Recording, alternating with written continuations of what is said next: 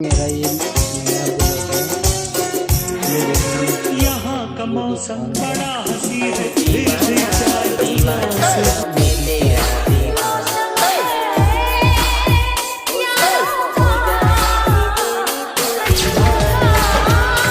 दिखाना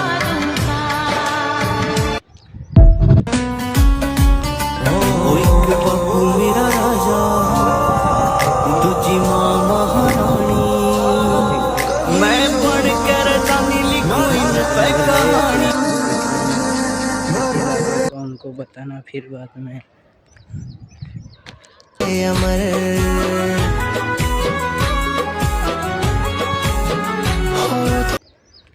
हमारी पूरी जंगल है, क्योंकि इसमें हम बगीचा बनाया करेंगे, क्योंकि गाय भैंस अच्छी तरह से बैठते वो इस प्रकार से।